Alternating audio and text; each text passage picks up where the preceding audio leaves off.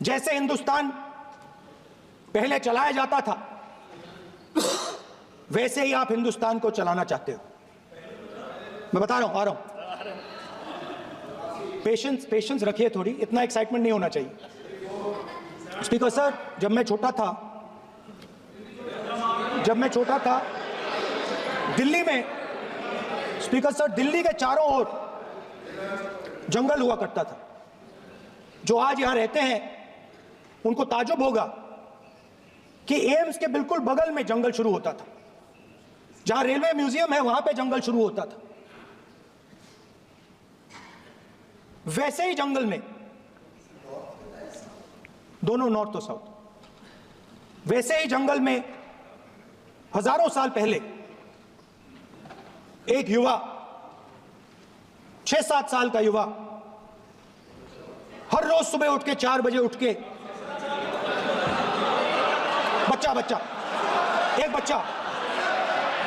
एक बच्चा, वाह बहुत बढ़िया, एक बच्चा 4 बजे उठ के तपस्या करता था। हर रोज सुबह तपस्या, हाँ, हर रोज सुबह वो धनुष उठाकर तीर कमान चलाता था और घंटे उसने तपस्या की, सालों के लिए उसने तपस्या की। पास लोगों को पता लगने लगा कि लड़का है। यही तो आप नहीं समझ सकते हो, यही तो प्रॉब्लम है। धनुष में तपस्या है, मनरेगा के काम करने में तपस्या है। तपस्या का मतलब शरीर में गर्मी पैदा करना, समझिए। हाँ, तब का ये मतलब है, तपस्या का ये मतलब है। तो ये तपस्या कर रहा था, लोगों को पता लगा और वो गुरु के पास गया। लड़के का नाम एकलव्य था और वो गुरु के पास गया और उसने कहा, गुरु द्रोणाचार्य जी, मैं सालों से धनुष चलाना सीख रहा हूं, मैंने अपनी पूरी शक्ति इसमें डाली है, आप मेरी मदद कीजिए, आप मेरे गुरु बनिए। द्रोणाचार्य जी ने एकलव्य को कहा कि आप ऊंची जात के नहीं हो, आप ऊंची जात के नहीं हो, आप द्विजा नहीं हो, मैं आपका गुरु नहीं बनूंगा, यहां से तुम चले जाओ। और एकलव्य चला गया। फिर से एकलव्य ने तपस्या शुरू की, फिर से तपस्या शुरू की। कुछ साल बाद द्रोणाचार्य जी और पांडव उसी जंगल से निकले। एक कुत्ता भौंक रहा था, कहानी आपने सुनी है, सुना देता हूं। कुत्ता भौंक रहा था, अचानक कुत्ते की आवाज शांत हो गई। द्रोणाचार्य जी और पांडव पास गए और उन्होंने देखा कि तीरों के जाल में कुत्ता फंसा हुआ था। मुंह में तीर था एक, हाँ, मगर कुत्ता तीरों के जाल में फंसा था। एक तीर मुंह में थी, शांत था कुत्ता, मगर कुत्ते को चोट नहीं लगी। एकलव्य ने अहिंसा के साथ कुत्ते को शांत किया था। द्रोणाचार्य जी आते हैं और एकदम पूछते हैं, तुम्हें यह किसने सिखाया? एकलव्य जवाब देता है, द्रोणाचार्य जी, यह मैं सीखा हूं, मैंने तपस्या की है, घंटों मैंने प्रैक्टिस की है।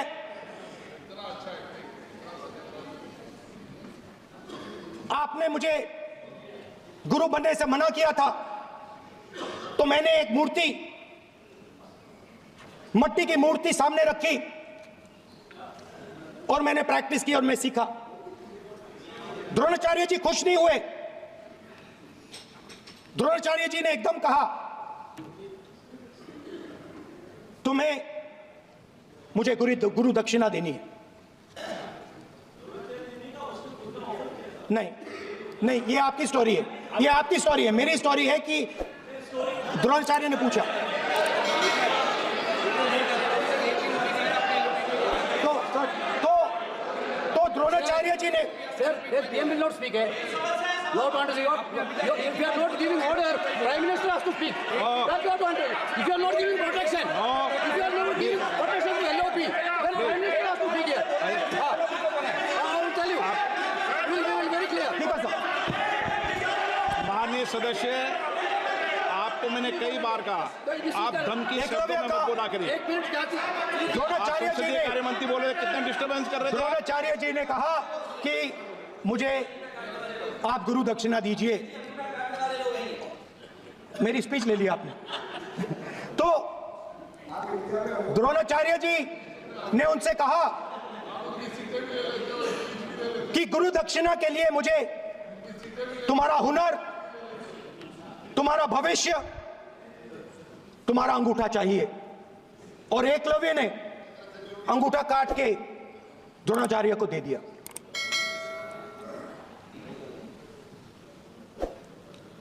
यह अभय मुद्रा है।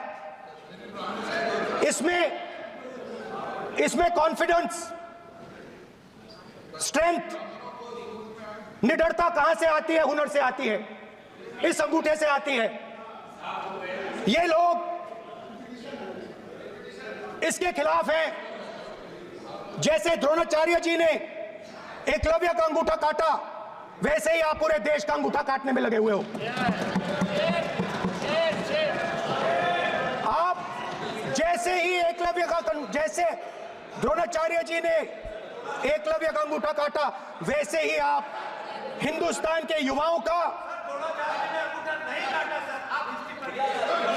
जैसे ही एकलव्य ने,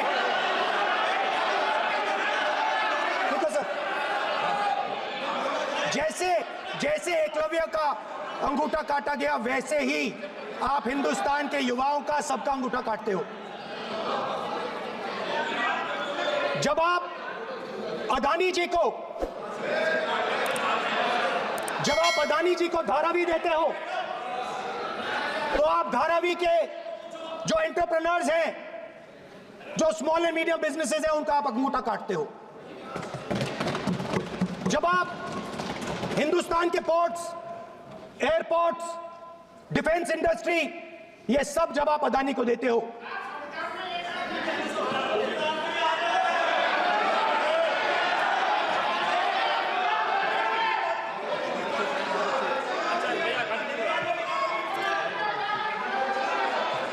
हिंदुस्तान के सारे जो फेयर प्ले बिजनेसेस हैं, जो ईमानदारी से काम करते हैं, आप उन सब का अंगूठा काटते हो जब आप अदानी की मदद करते हो। कॉन्स्टिट्यूशन में लैटरल एंट्री कर आप हिंदुस्तान के युवाओं का, पिछड़ों का, गरीबों का अंगूठा काटते हो।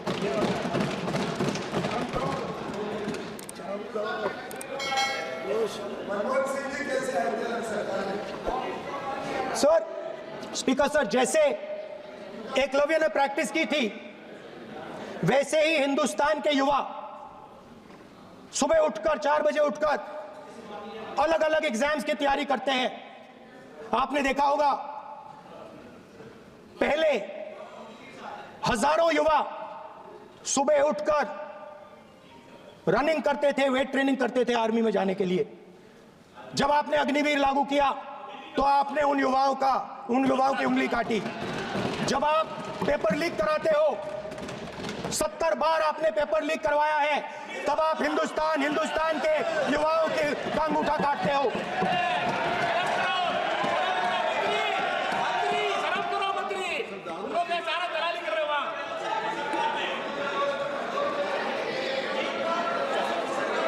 आज बाहर, दिल्ली के बाहर आपने किसानों पर टीयर गैस चलाया है, आपने किसानों पर लाठीचार्ज किया है। किसान आपसे एमएसपी मांगते हैं, सही दाम मांगते हैं, मगर आप अदानी को फायदा पहुंचाते हो, अंबानी को फायदा पहुंचाते हो और किसान का अंगूठा काटने का काम करते हो। देखिए इसको।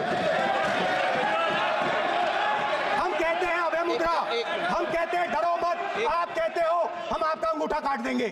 ये फर्क है। एक तरफ कौन सर बोलिए। मेरे कहना है कि हम एक मिनट प्लीज बैठिए, आप बैठिए, प्लीज बैठिए, आप बैठिए। आज हम भारत के संविधान की 75 वर्ष की गौरवशाली यात्रा पर कर रहे हैं और कर भाई ये चर्चा हुई थी कि हम संविधान की चर्चा करते समय उसकी उच्च कोटि की ये अपेक्षा है। आप स्पीकर सर, आप राष्ट्रपति नहीं है। कॉन्स्टिट्यूशन में कहीं नहीं लिखा है कि मोनोपोली होनी चाहिए। कॉन्स्टिट्यूशन में कहीं नहीं लिखा है कि पेपर लीक होना चाहिए। कॉन्स्टिट्यूशन में कहीं नहीं लिखा है कि अग्निवीर होना चाहिए।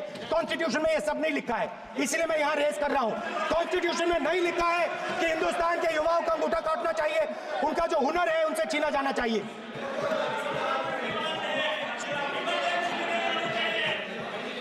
बैठे कर रहे हैं सर, 5 बजे अब भी बैठे करेंगे। 5 बजे देखिएगा, 5 बजे देखिएगा क्या करते हैं। स्पीकर सर, मिलेगा। मैं कुछ दिन पहले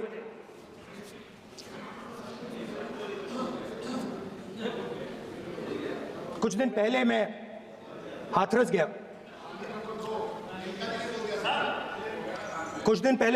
गया। हाथरस में 4 साल पहले एक लड़की का बलात्कार होता है, गैंग रेप होता है।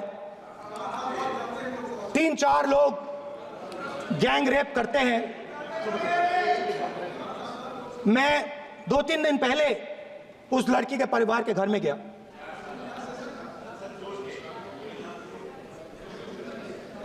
जिन्होंने गैंग रेप किया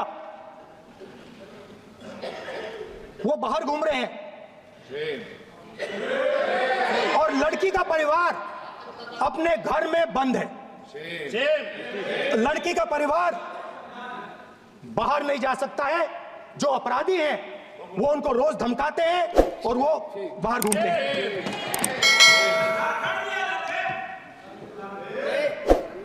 परिवार ने मुझे बताया कि बेटी का जो अंतिम संस्कार था वो भी नहीं करने दिया और चीफ मिनिस्टर ने इसके बारे में खुलकर मीडिया में झूठ बोला है। ये कॉन्स्टिट्यूशन में कहां लिखा है? ये कॉन्स्टिट्यूशन में कहां लिखा है कि जो बलात्कार करते हैं वो बाहर रहे और जिसका रेप हुआ है, जिसके परिवार, उस परिवार को बंद कर दिया जाए? कहां लिखा है कॉन्स्टिट्यूशन में? ये आपकी किताब में लिखा हुआ है, मनुस्मृति में लिखा है, मगर कॉन्स्टिट्यूशन में नहीं लिखा। और अगर आप कहते हो कि यूपी में आपका राज है और वहां पे कॉन्स्टिट्यूशन नहीं लागू होता है, वहां पे मनुस्मृति लागू हो रही है। परिवार ने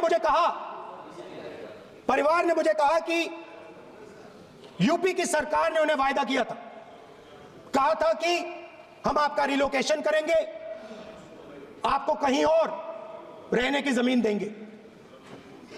आज तक 4 साल हो गए हैं, आज तक उनका रिलोकेशन नहीं किया गया है।